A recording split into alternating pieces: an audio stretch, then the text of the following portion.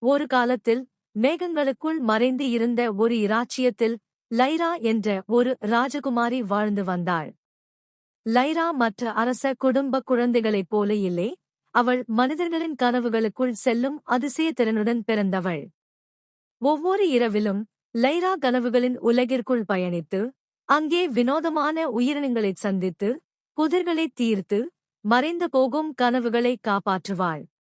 ஒரு மாலை இராச்சியத்தின் மேல் ஒரு இருண்ட மேகம் தோன்றியது. அது கிராம மக்களின் கனவுகளை பறித்துச் சென்றது. கனவுகளை இழந்த மக்களுக்குள் சோகமே ஆட்சி செய்தது. இராச்சியம் மெதுவாக மங்கத் தொடங்கியது. இதைக் கண்டு லைரா, ட்ரீம்ஸ்டோன் எனப்படும் ஒளிரும் கரையை கண்டுபிடிப்பதே கனவுகளை மீட்டெடுக்கும் ஒரே வழி என்று உணர்ந்தாள்.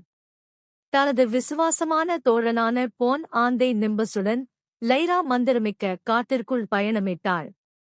பாடும் மரங்கள், குறும்பு கனவு ஆவிகள் போன்ற பல தடைகளைக் கடந்து இறுதியில் அவள் ட்ரீம்ஸ்டோனை அடைந்தாள். ஆனால் அந்தக் கல் ஒரு பயங்கரமான நிழல் நாகத்தால் காக்கப்பட்டிருந்தது. அந்த நாகத்துடன் போராடுவதற்குப் பதிலாக லைரா அதன் துயரத்தை கேட்டு அறிந்தாள். அது உலகில் மீதமிருந்த கடைசி கனவைக் காக்கும் காவலனாக இருந்தது. லைரா தனது கனவையும் அமைதியான உலகைக் காணும் ஆசையையும் அந்த நாகத்துடன் பகிர்ந்தபோது அவள் அதன் மனதைத் தொடர்ந்தாள். நாகம் அவளுக்கு ட்ரீம்ஸ்டோனை வழங்கியது. லைரா அதை இராச்சியத்துக்கு கொண்டு வந்து வைத்தபோது கல் பிரகாசித்து ஒளிர்ந்தது.